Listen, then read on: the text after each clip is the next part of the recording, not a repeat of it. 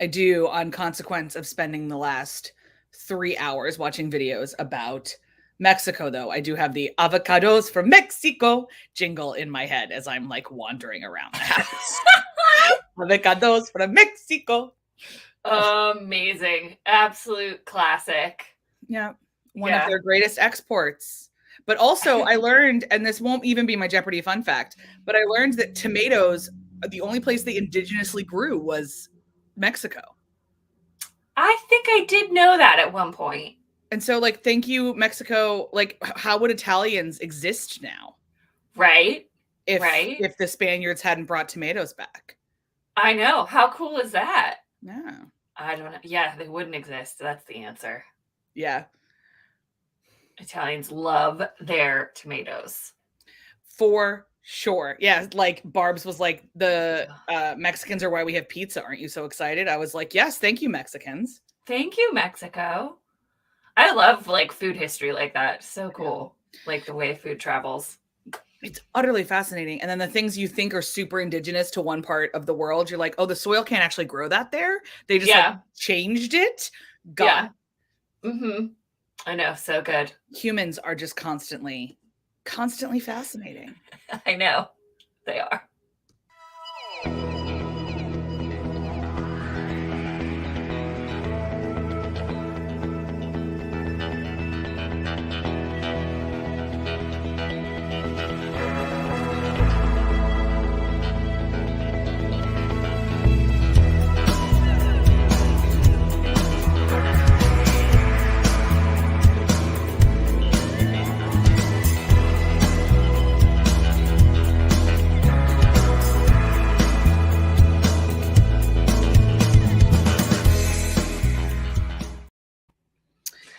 I have to laugh every time I see that yellow dress now. I was just about to think, I was like, I think I could sew that in my dreams. Now I've seen that damn yellow dress so much. It's on the website so much. And I was like showing my family last night. And I was like, I know. It's the only professional pictures we have right now. But every time I see it now, I giggle. It's funny.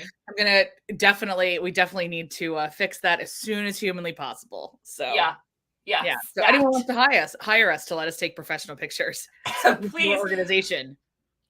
Please save us from Erin's yellow dress. The tyranny of the yellow dress. The tyranny of the yellow dress. Well, pals, welcome to May 24th. You'll notice that I'm in a different place. I'm at the Jersey Shore in our family's shore house on a reading retreat because I have excellent focus, but I will admit that trying to read in a manufacturing facility does in fact stretch me sometimes. So a little bit.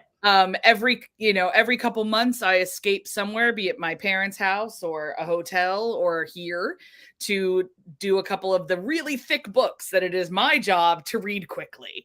Yes. So today's goal is to get through the history of American pharmacology. Lord. I'm learning so much. It's so upsetting, and Eleanor and I are getting all the voice memos. It's spoiler alert, y'all. It's not good. Yeah, I'm up to, this will absolutely be my longest Abby research reads, and we'll probably do a hottish take. Like, there's so much to talk about. Yeah. So I'm up to the 60s, in which the highest selling pill in the 60s was Valium. The second highest was birth control. And the third highest was a benzo. Nice. This is how America was handling the 60s. The 60s and the early 70s. Right. We need antidepressants, we need benzos, and we need birth control. Amazing. What a combo. I will also say that we probably have the largest amount of empathy exercises today we've had in a minute. We have a lot, yeah, and it's because like we always find them in between the window for time for me to do empathy exercises on Insta. And it's like Monday night we find like 5 more always. It's hilarious. Whatever, we're doing them. Yeah. But I know I was looking at it, I was like, oh, and then Jay and I were messaging back and forth this morning, and I was like, I really have to talk about what we were talking about, which has to do with hockey, and so the list got longer. All right. Well, there's a lot of Erin, and then there's going to be a lot of me, and then there probably won't be a lot of our topic because neither one of us will have voices when we're done with these. But Here we go. Well, we'll say our piece about them, but yeah, I structured it so that I get all of mine out of the way so that I can present you with your soapbox, which I love. Pastors were wilding this weekend, let me tell you. Woo! Okay, up first, all of my empathy exercises. So this one is, a fairly obvious one. We talk about women's soccer all the time. We love soccer, stroke football. And we love the United States women's national team. So last week, the U.S. Soccer announced that they had reached a deal equalizing pay for the men's and women's teams, making it the first national governing body in the sport to do so. Whoop, whoop. So way to go, U.S. Soccer Federation, for getting on board. And even more way to go to the fantastic humans who play soccer on the women's national team that fought for equal pay, sued for equal pay, kept talking about equal pay until they won their case. So very, very excited, very well deserved. That's a quick empathy exercise we like to celebrate. Something we're not celebrating is the idea of diversity tick box exercises. And so this article came out in the New York Times. Literally, I saw it yesterday in the skim and was fascinated by it. We talk about all the time when we teach diversity, equity, and inclusion, how you can't just have a tick box exercises, hiring exercises and practices and policies if you don't follow it up with meaningful, real action. And so what we have discovered at Wells Fargo is that diverse candidates they built a policy following the civil rights protests, Black Lives Matter protests in the United States last year, to increase and mandate that they considered diverse candidates for every position over $100,000. Dr. Cool. Kristen and I already have a problem with the fact that they're using the word diverse to talk, like candidates are always diverse because humans are diverse. So what are you talking about? They're talking about Black and brown folks. Just say race, just say racial diversity. It's okay. Just say it. So that is quote unquote addressing their diversity problem. No. But it's not really being inclusive, because it turns out Wells Fargo was interviewing candidates for positions they'd already filled. So this is who didn't see that coming? Like, right. This is the textbook example of a tick box exercise. What have you done? How have you changed your culture at all by doing this? You haven't. All you've done is, try to improve the public perception of your company by creating the appearance that you care about having inclusive hiring practices. So this is a big no-no for Wells Fargo from the good doctors. Yeah, Wells Fargo, if you're watching, we have corporate trainings for diversity, equity, and inclusion. We would love to help you understand the difference between diversity and inclusion and what it actually looks like to practice equity. So, hit us up. Would be happy to. Next up, I have two very long form articles, which I will briefly summarize. This one, Kristen and I have been going back and forth talking about the Amber Heard Johnny Depp trial. We haven't covered it on our YouTube channel. We probably won't because we're both so tired. But it's really interesting to both of us to see all of the narratives around when it's over. Like we might, but not while it's still happening, because while it's still happening. Like we need Emily D. Baker to tell us legally what to think. And right now, all she's doing is live streaming for 8.5 hours a day, which makes me want to cry. So like the anthropologist in me is fascinated by the obsession with this trial. And I can't even explain, there's been other stuff. This isn't Tiger King. This isn't the COVID. There's something else here. I didn't even really think this many people love Jack Sparrow anymore. I'm a little bit befuddled.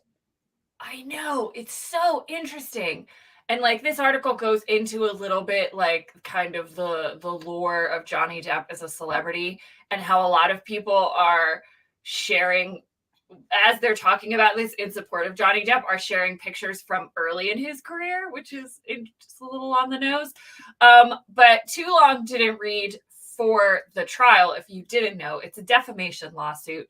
Johnny Depp is suing Amber Heard for allegedly defaming him in an op-ed that she wrote a couple of years ago, where she does not name him, but whatever, we're not getting into the details of it. So the trial has become more of a public spectacle than just a defamation lawsuit, which is a civil lawsuit. So for all of you out there saying like Johnny Depp doesn't deserve to go to prison for this, he's not going to go to prison for this. Neither is Amber Heard. They will likely just have a monetary settlement for the defamation.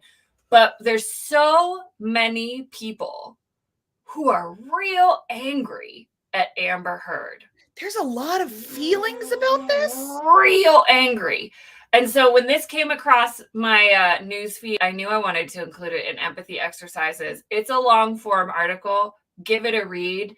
It's discouraging to me to read something like this and to see what people are saying about her.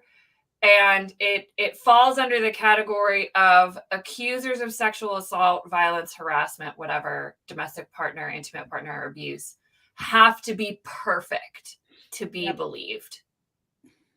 Amber Heard is a human being. She's not a perfect human being. She has admitted to her faults. She has admitted to lots of things. She has admitted to abusing Johnny Depp. That doesn't mean he wasn't abusive. But we hold accusers and victims and survivors to this standard that their character has to be unassailable in order for them to be believed. So give this article a read. It's really, really interesting. And maybe we'll talk about it more when the trial is over. Who knows? All right.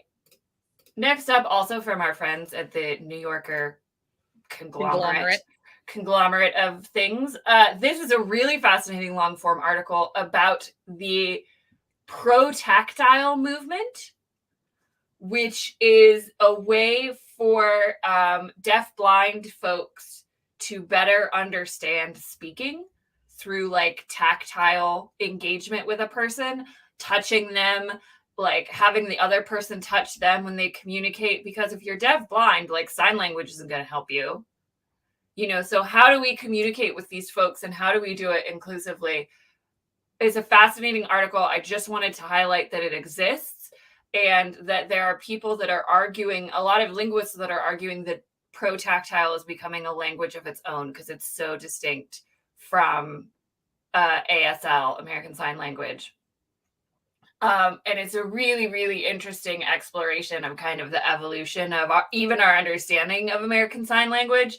And does some myth busting about the Helen Keller story that we all grew up hearing about. So give the article a read. I won't tell you any more about it because I want you to read it. Okay, next up, exciting news.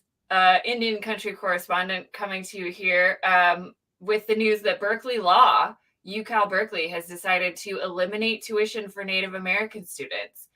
And I'm sure this is going to piss some people off, but I don't care. They're doing it with the hope that it will make Berkeley Law a destination for Native American students and help the school expand its Indian law offerings. So in order to qualify, you have to be both a California resident and a member of a federally registered tribe, which is a little bit problematic because not all tribes are federally registered, and that in and of itself is kind of a colonist category. But it's still, like you got it, like they got to start somewhere. So I'll get I mean, it I just wanted to say that it's a category created by the colonizer, but they also have to be able to regulate this policy some way. So Native Americans comprised fewer than 1% of first-year law students nationwide this year. But I follow several very active Native lawyers on Twitter. So I am sure they are excited about this opportunity to help people that are systemically and historically disadvantaged and discriminated against in the law, work to change those laws. So big ups to Berkeley Law. All right. My last one for today literally came across my desk this morning and I couldn't not talk about it, especially because Jay and I had quite a long discussion about it via text this morning.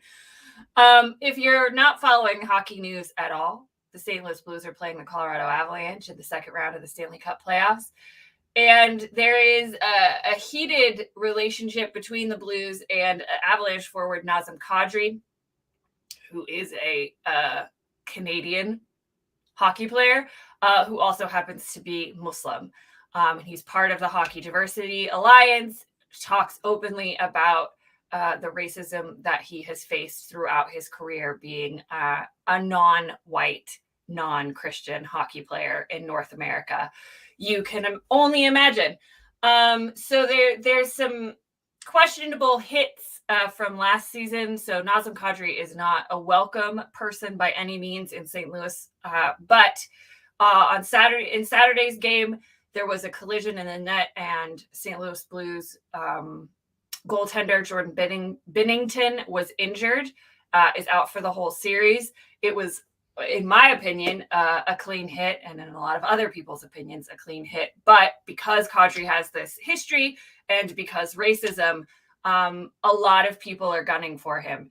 And so the NHL announced that he has received racist threats to his life from fans for this. And I think the saddest thing about this whole thing, I'm not surprised at all. I mean, no, but like, come on. His wife has shared screenshots of the messages that they're getting on social media. Oh no. It's real ugly Islamophobic stuff. My favorite thing is like, why don't you go back to where you come from? And I'm like, Nazem Kadri was born in London, Ontario, but sure. Yep. Sure. Great. The saddest thing was in a post-game interview when he was asked about it.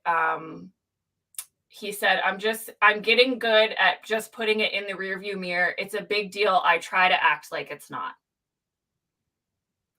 And, why I wanted to bring this to everyone's attention is because, A, it's horrible, but B, so often people who are the victims of racist abuse, sexist abuse, name and ism abuse are the ones that are required to react to it or carry that burden. And, he has had to deal with it, and he has had to just keep moving forward. He scored a flipping hat trick last night, his first ever playoff hat trick, and taunted the St. Louis Blues crowd every time he scored a goal, which I don't necessarily blame him for. And said after the game, for all of those, he said, I know this isn't every St. Louis Blues fans, but for those of you, for the haters out there, this is for you. That was for you. And so, we're in this cycle where we're lauding him for his ability to keep his calm, for his ability to elevate his game so that he ends up scoring a hat trick. But I really, really, really want to see some action from the league about this. I know it's hard to control a fan base. Believe me, being a Star Wars fan, I know how toxic fan bases can be.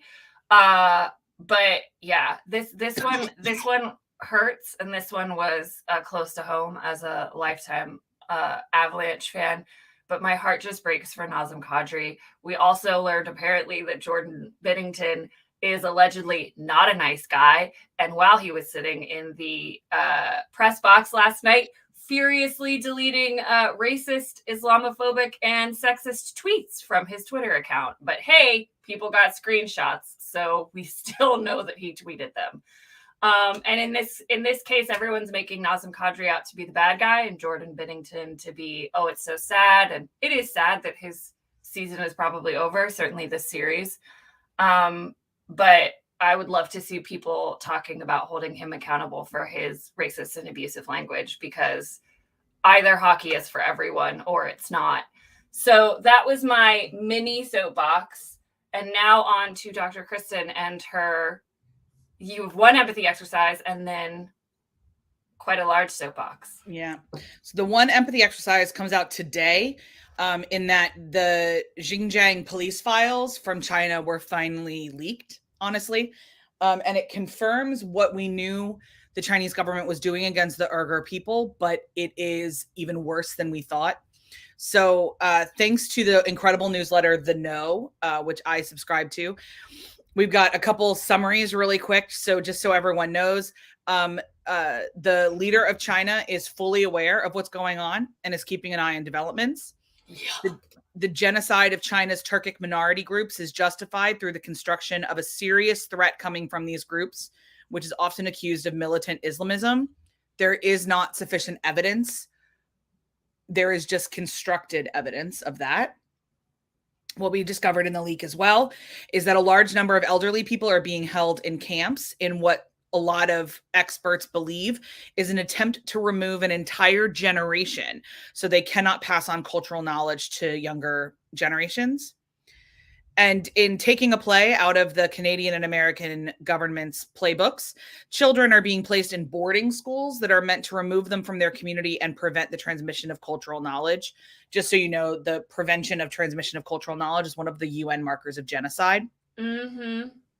The camps, which have been called vocational education centers run by the Chinese government, are by now evidence that we have run like prisons, and guards are instructed to shoot to kill escapees.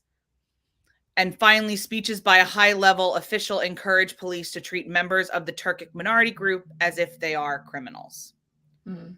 So we're going to link to this. If you Google, Xinjiang police files, you're going to come up with like a whole bunch, which is one of the reasons I wanted to give you the summary there, because it's pretty overwhelming. This is in particular the group that the Chinese government treatment of this group was why there was discussions about boycotting the Winter Olympics this year. And it was inevitably decided that wouldn't actually do anything except harm the athletes, because boycotts don't really work in the way that they once did, simply because of China's economic power. So I would encourage you to keep an eye on this, especially in light of increasing Chinese-Taiwan tensions and President Biden's commitment that if China uses aggressive force against Taiwan, the U.S. will back up Taiwan. This is going to be a thing you need to know about. So just be aware. Yeah. All right, kids. Are you ready? I am. I was born ready. So if anyone was on the internet this week, and you may have noticed, or you subscribe to any number of news alerts, because I got one from the New York Times, the BBC, the Washington Post. On Sunday, the Southern Baptist Convention's Task Force Against Sexual Abuse released a report that it commissioned from a third party that is both 0% surprising and nauseating at the same time. So I'm going to break this down. Basically what happened is that 2 years ago, let me start even beginning. So for anyone who doesn't know Southern Baptists, real quick, Baptists are not a denomination. That's the first thing you need to understand. So Baptists are a Protestant group that are entirely founded on the idea of the priesthood of the believer and the autonomy of the local church. So they don't believe there needs to be any mediator between them and God at all. So there's no prayer to saints, there's no priests, there's no any kind of that. Additionally, the autonomy of the local church means that there's no church hierarchy. But everybody kind of needs support. So Baptists choose to opt in to groupings of each other, of like-minded Baptist church, called conventions, usually. There's state ones, there is regional ones, there's national ones, there's international ones.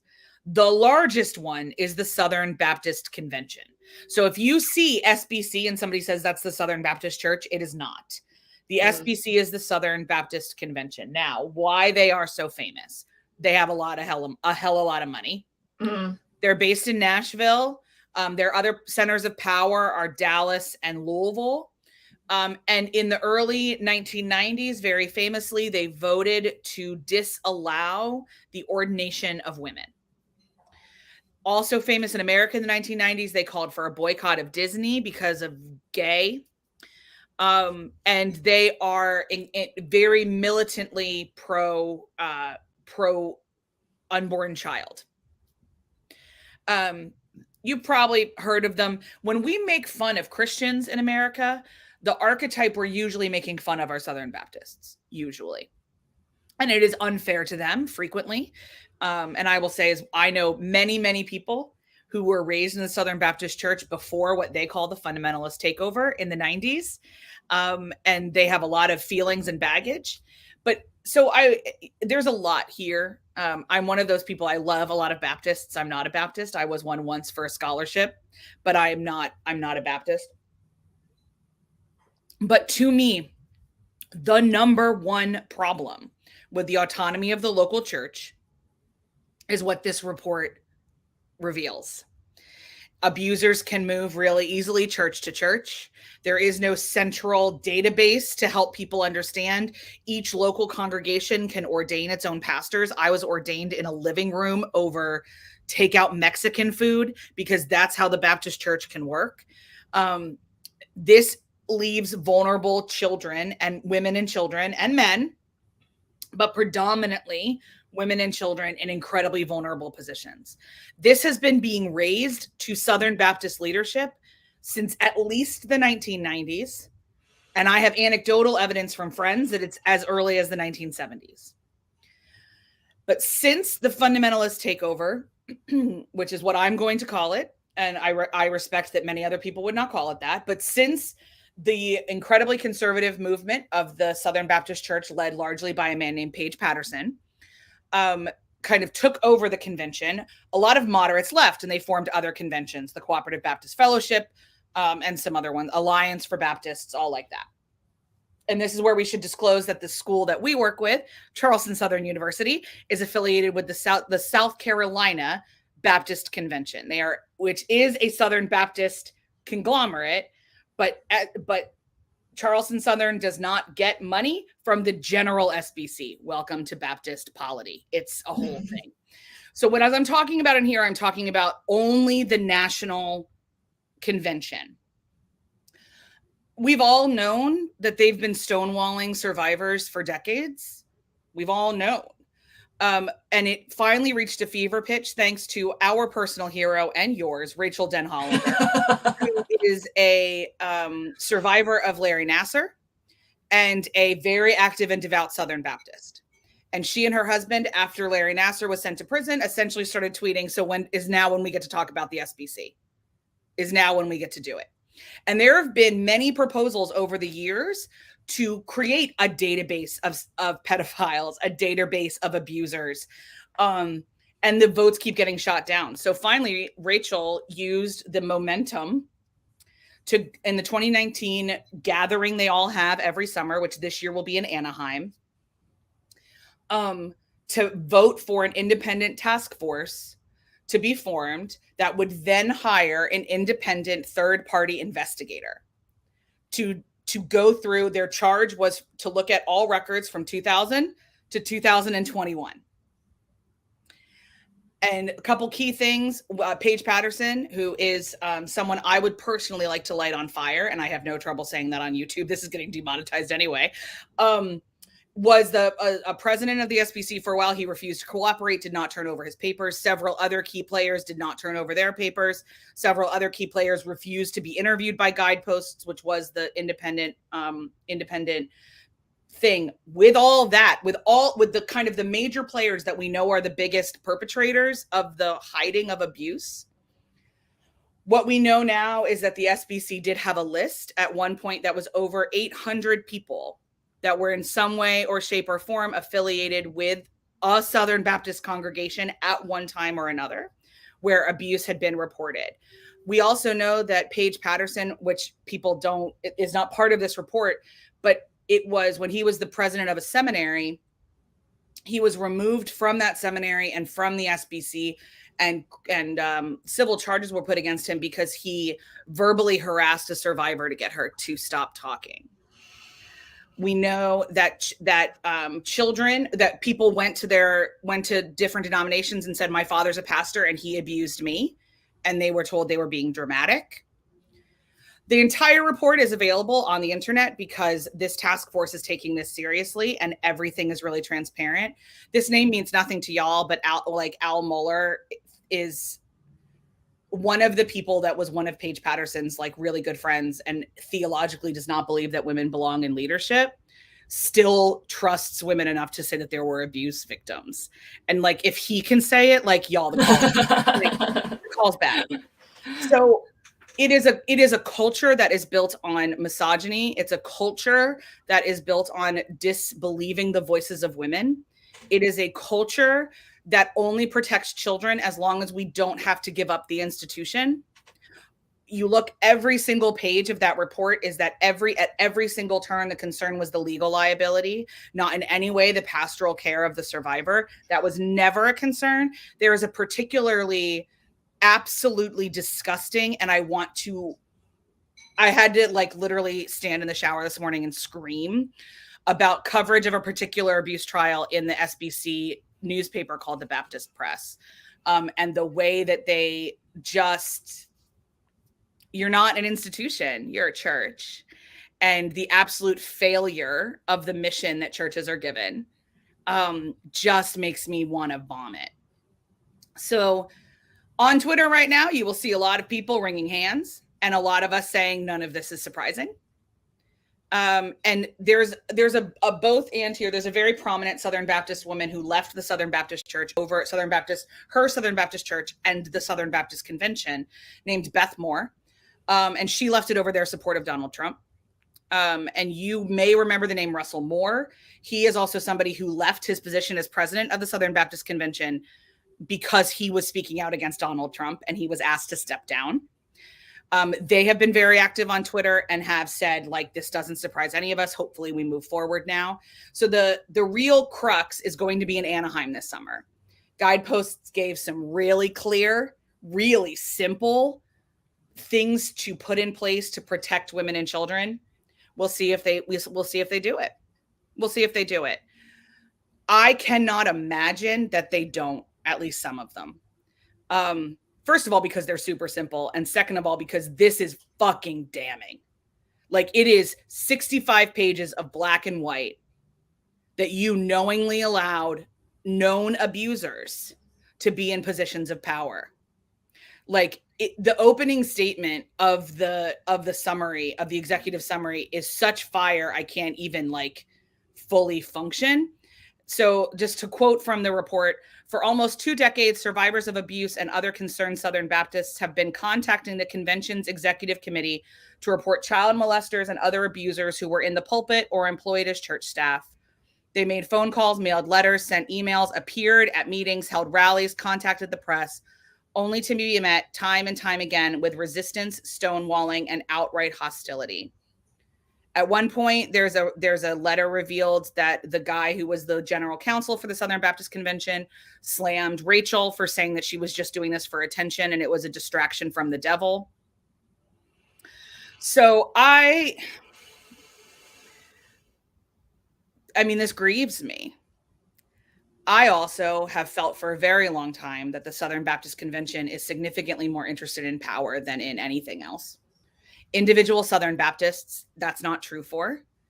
But the convention is an institution, even though it claims not to be. There are missionaries that need to be recalled. There are pastors that need to be fired and need to be in jail. Of the list, they said there's still 8 people who are active in Southern Baptist churches. I would like them named publicly.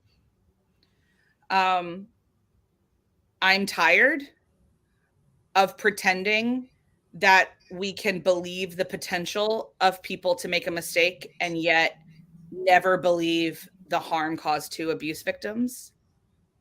And that leads me to my second soapbox, which is that at the same time this report was dropping in Indiana, a pastor in Warsaw, Indiana at New Life Christian Church and World Outreach, which is just a million red flags to me as the name of a church, but that's a separate conversation, got up and confessed that he committed adultery several years ago. This is a thing. We make pastors confess this stuff. But what's really crazy is that a girl got up and said, it's not adultery. I was 16 years old and you raped me. And she confronted her abuser on stage. Wow. Her cousin live streamed it. It is available on Facebook. It's linked in the article we're going to have. It is incredibly powerful in how she is ignored. The church trustees come up and pray for her. This is another church where women are not ordained. This is a completely independent, non-denominational church. Women are not ordained.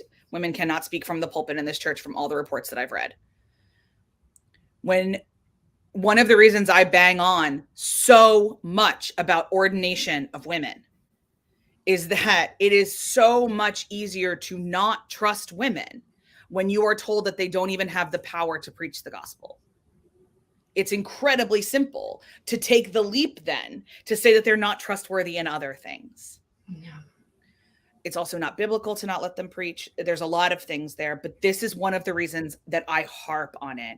And people think it's silly or they think it's ridiculous. Over 65% of congregants in this country are women, and only 13% of pulpits are held by them. And we have more like the stats get worse when you go to the global south. They get a lot worse. We have upwards of 80% to downwards of 4% in some countries in the global south. Yikes. Obviously, I have feelings about the Catholic priesthood, and that's a separate conversation. Protestant denominations have absolutely no reason to not ordain women except their own politically driven interpretations of scripture. And this is an outcropping of when we don't trust women with full leadership in the church, when there are not women in power decision making. I need to say a lot of men whistle blew. A lot of men pushed forward. A lot of men were the ones who wrote draft things they've been advocating forever. But at the ultimate decision, the Executive Council and the Southern Baptist Convention is only men. The decision makers in the Southern Baptist Convention are only men. As of this moment, when I checked the website, they're all white men and they're all over the age of 40. And this is not the type of inclusivity that encourages all the diversity of humanity to come out. Southern Baptists are every race. They are every ability level. They are every class. They are every gender. Whether you want to admit that or not, they are survivors and they are also abusers. And you guys have to, like, the calls coming from inside the house, y'all. You got to fucking do something. So I almost don't want to get into our main topic because it's 1:40. No, we can stop. This makes me so angry that I cry. I know. And yet, I mean, I wrote a research paper on rape culture in Baptist seminaries, in moderate Baptist seminaries, and couldn't get it published because we didn't want to have this conversation. So, like, I'm not surprised, and yet I'm infuriated. There's not a word in the English language for that. I'm searching my Spanish dictionaries, but it's just hard. So, all that to say, what I would ask of all of you is to refrain from responding to this by saying that all organized religion is evil, because that's not helpful right now. Recognize that for people in this conversation, still belonging to their local congregation is a core part of their identity. And the circle they cannot square is how they can be part of a local family that still chooses to abuse them. And your response as a human is not to tell them that they're wrong for wanting family. I understand. I mean, like, I think you heard me. I think there's so much wrong with the theology of the Southern Baptist Church. I love a lot of Southern Baptists. And I also know that there is a lot of that, like, we have friends who identify as Southern Baptists who completely believe in the ordination of women and think that this is dumb, that we're even having this conversation anymore. They believe in full queer inclusion in the church. And there are other pieces of the Southern Baptist faith and message that they like to keep. Humans are super complicated. What is not complicated is that abuse victims need to be believed, whether they're Amber Heard or they're any of the women named in this report. Yeah, I mean, we said it in our private chats when this report came out, and we say it all the time. The goal is the institution will always protect itself, whether we're talking about, a specific institution like the SBC or a broader cultural institution like systemic misogyny and the patriarchy. all of these are so woven together. We can't just pull one string and unravel it, y'all. This is what it looks like to start unraveling it. It looks really messy. It's really painful for folks. And I love the distinction that you made that, like, if you have an institution where women are not allowed to have voices and women are the predominant victims and survivors of abuse, those go hand in hand, and you can't consider changing an institution unless you change those core aspects of it.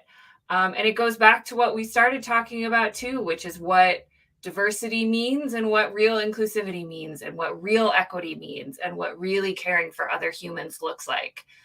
And so, yeah, I mean, I don't think we should get into not being a parent right now. But doesn't feel like the vibes, as the kids say. Reading the vibes. Some other stuff happened this weekend since we made that decision. Yeah. Since we made that decision. Yeah.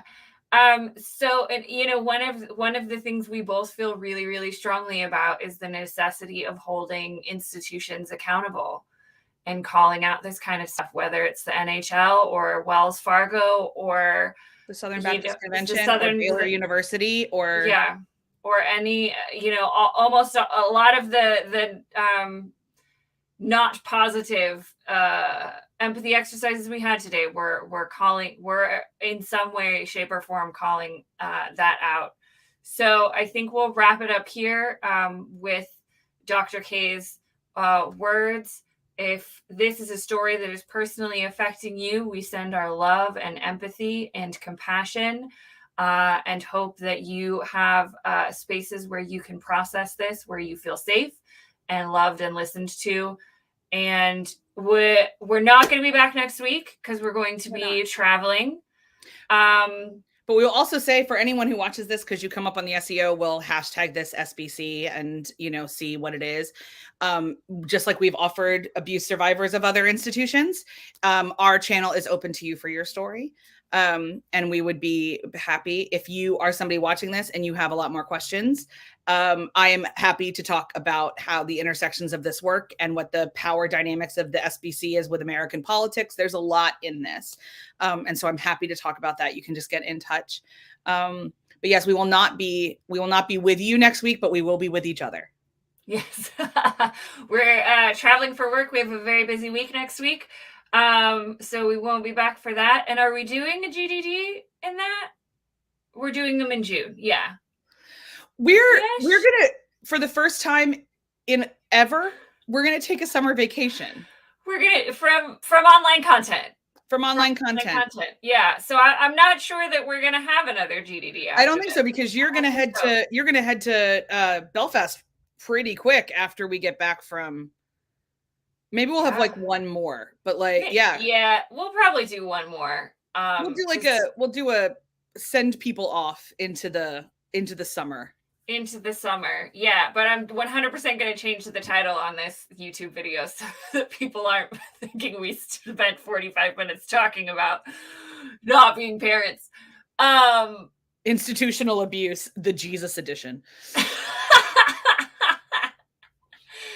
Yeah. Okay. Yeah. So we're going to take a little bit of a break over the summer. We'll have more on that on the YouTube in the next coming weeks, but we'll probably hop back on for a GDD in the interim between now and the 17th of June when I fly away to Ireland.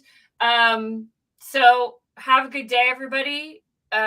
Try to stay above the water with all this stuff. It's a lot. Look after yourselves and each other, and we'll see you when we see you. We will indeed. Bye, everybody.